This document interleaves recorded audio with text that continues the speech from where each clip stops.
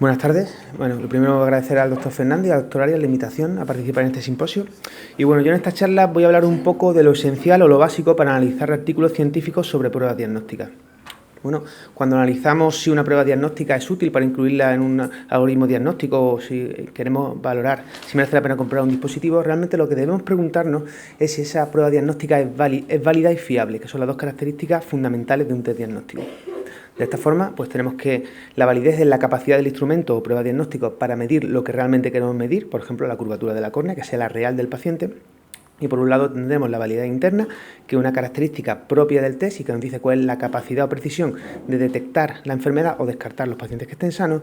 Y por otro lado tenemos la validez clínica, que nos habla de la probabilidad de que un paciente esté enfermo o sano en función del resultado del test y nos va a ayudar a tomar decisiones clínicas. Por otro lado tenemos la fiabilidad, que es la capacidad de obtener el mismo valor cuando la medición se repite y en función del resultado de nuestra investigación pues podremos hablar de acuerdo entre examinadores o acuerdo entre instrumentos que miden una misma variable, repetibilidad entre medidas consecutivas o hablaremos de reproducibilidad cuando medimos en días diferentes con el mismo aparato. Esto lo medimos a través de una serie de test que veremos a lo largo de la presentación. No sin antes recordar que siempre el hecho de medir implica cometer invariablemente un error, ¿vale?, que nos aleja del valor real de la medición, y este error puede ser un error aleatorio, en el que los errores no se producen siempre en la misma dirección y en el mismo sentido, lo que se produce es una dispersión de las medidas y lo que afecta es a la fiabilidad. Y por otro lado tenemos el error sistemático o SERGO, en el que las mediciones siempre se desvían en el mismo dirección y sentido y lo que afectan es sobre todo a la validez. Bueno, hablamos de validez interna, que es una característica, como he dicho, propia del test, que no se ve afectada por las condiciones de la enfermedad y que lo dice cuál es la capacidad o precisión de detectar esta enfermedad. La validez interna la consideramos a través de un estudio de validez en el que comparamos nuestra prueba diagnóstica con un gol estándar, que es lo que nos da el diagnóstico de certeza, y la definimos en función de la sensibilidad, que es la capacidad del test para detectar a los enfermos, y de la especificidad, que es la capacidad del test para descartar a los sanos. Para calcular estos valores, pues hacemos la conocida tabla de contingencia. Lo que hacemos es comparamos los resultados que arroja nuestro test con la clasificación real de los sujetos de nuestra muestra, que nos lo da esta prueba gol estándar. De tal forma que cuando el test nos da positivo y el paciente está realmente enfermo, pues tenemos un verdadero positivo, y cuando el test da negativo y el paciente está sano, tenemos un verdadero negativo, que esto es lo que nos interesa. Y calculamos la sensibilidad como la proporción de verdaderos positivos entre todos los enfermos, es decir, la probabilidad de dar positivo estando enfermo, y la especificidad como la proporción de verdaderos negativos entre todos los sanos, es decir, la probabilidad de dar negativo estando sano. Pero bueno, esto pues parecería que este test de prueba diagnóstica nos da el resultado en función de una variable cualitativa nominal que sería positivo o negativo. Pero normalmente en la práctica clínica las pruebas diagnósticas nos miden una variable cuantitativa continua, ¿vale? Y esto lo vemos en este ejemplo de distribución de probabilidades entre sanos y enfermos. Entonces, en estos casos, pues debemos elegir un punto de corte a partir del cual la prueba se considera positiva. Y aquí lo que ocurre es que hay una serie de pacientes que tienen la prueba positiva pero están sanos, que son los falsos positivos, y una serie de pacientes que teniendo la prueba negativa están enfermos, estos son los falsos negativos. Y modificando este punto de corte pues podemos variar la sensibilidad y la especificidad. Si bajamos el punto de corte, aumentaría la sensibilidad, disminuiría la especificidad, es decir, aumenta la capacidad de detectar enfermos, esto nos interesa sobre todo para test de screening, y subimos el punto de corte, ocurre lo contrario, esto sobre todo nos interesa en pruebas diagnósticas de confirmación. Entonces, lo que podríamos pensar es que vamos a calcular la sensibilidad y especificidad en diferentes puntos de corte y a ver cuál que nos arroja unos valores más altos. Pero esto no es lo que se realiza en la práctica clínica. En la práctica clínica lo que se suele hacer es calcular las curvas ROC, en inglés Receiver Operating Characteristic, que lo que hacemos es que nos dice pues, cuál es la precisión global del test para detectar la enfermedad. Se hace a través de regresión logística. Y en estas curvas lo que hacemos es que calculamos la sensibilidad en función de la especificidad para todo el rango de puntos de corte de nuestra prueba diagnóstica. Entonces, de tal forma que conforme más se aleja en el eje de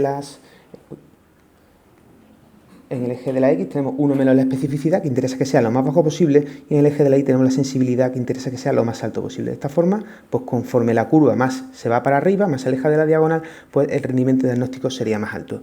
Y estas curvas pues lo que nos permiten es calcular el área bajo la curva, que representa los diagnósticos correctos y nos da el rendimiento diagnóstico global de la prueba.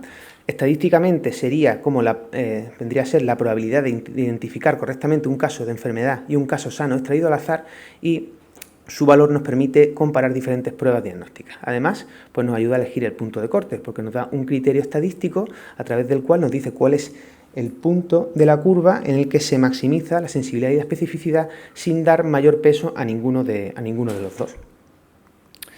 Bueno, y hemos hablado de la especificidad y la sensibilidad, que nos dice cómo es la precisión de la prueba, pero esto solo lo podemos saber cuando conocemos la distribución de la enfermedad en nuestra muestra, ¿vale? Es decir, para calcularla tenemos que saber qué pacientes están enfermos y qué pacientes están sanos, pero esto no es lo que ocurre en la práctica clínica. Cuando nos llega un paciente, pues no sabemos si ese paciente está sano. Entonces, en clínica, pues lo que nos interesa saber es cuál es la probabilidad de que un paciente esté sano o enfermo en función del resultado del test. Es decir, cuántos de los positivos están enfermos y cuántos de los negativos están sanos. Y esto lo sabemos a través de los valores predictivos, que son: el positivo es la probabilidad de que un sujeto con resultado positivo tenga la enfermedad, y el valor predictivo negativo sería la probabilidad de que un sujeto con resultado negativo no la tenga. Y hay que tener aquí muy en cuenta de que los valores predictivos se ven influenciados por la prevalencia de la enfermedad, que es la probabilidad a priori de que un individuo extraído al azar en una muestra o una población presente la enfermedad. Es decir, en una enfermedad muy prevalente, ¿vale?, sería muy probable que un resultado positivo viniera de un enfermo, con lo cual aumentaría el valor predictivo positivo. Y en una enfermedad que en la prevalencia es muy baja, que es muy poco frecuente, sería muy probable que un resultado negativo viniera de un paciente sano, con lo cual aumentaría el valor predictivo negativo. Y si tuviéramos que elegir un solo parámetro para nuestra prueba diagnóstica, el que mayor valor tiene es el valor predictivo positivo, ¿vale?, que esto es la típica pregunta de Mir. Bueno, en cuanto los calculamos con la misma tabla de contingencia, los valores predictivos, como la proporción de verdaderos positivos entre todos los positivos, y el valor predictivo negativo como la proporción de verdaderos negativos entre todos los negativos, ¿vale? Y bueno, pasamos a hablar un poquito de fiabilidad. Vamos a hablar del coeficiente de correlación intraclases, ¿vale?, que nos permite valorar la repetibilidad, reproducibilidad o acuerdo entre dos sistemas de medición. Acabo. Y se utiliza cuando tenemos la variable dependiente es continua, ¿vale? Entonces, este coeficiente se basa en que la medición es la medición real más un error, ¿de acuerdo?, que puede ser aleatorio o sistemático, y se calcula entendiendo la fiabilidad como la variabilidad intersujetos partido de la variabilidad intersujetos más ese error, ¿vale? De tal forma que tenemos una serie, varios coeficientes de correlación, y elegiremos uno de ellos pues en función de las características de nuestro estudio. Tenemos coeficientes de correlación de acuerdo absoluto, ¿vale?, que considera el error aleatorio y sistemático y nos dice si dos sistemas de medida miren exactamente igual. Y tenemos los coeficientes de correlación de consistencia, que consideran solo el error aleatorio y nos dicen si dos sistemas de medición tienen la misma tendencia a la hora de clasificar a los sujetos, pero sin que tengan por qué medir exactamente igual. Aquí lo importante realmente es saber la interpretación. Nos da un valor entre 0 y 1, y cuanto más alto sea, pues menor variabilidad, mayor será la fiabilidad del instrumento. Y, por ejemplo, que un coeficiente de correlación sea del 0,85, esto quiere decir que el 85% de la variabilidad es explicable por la variabilidad de los sujetos de la muestra y no por el error entre ambas mediciones. Conclusiones. Vale. Bueno,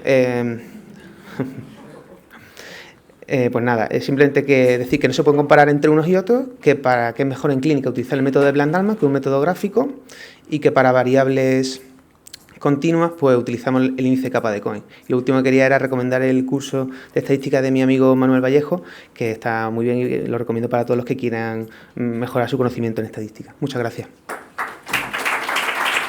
Muchas gracias.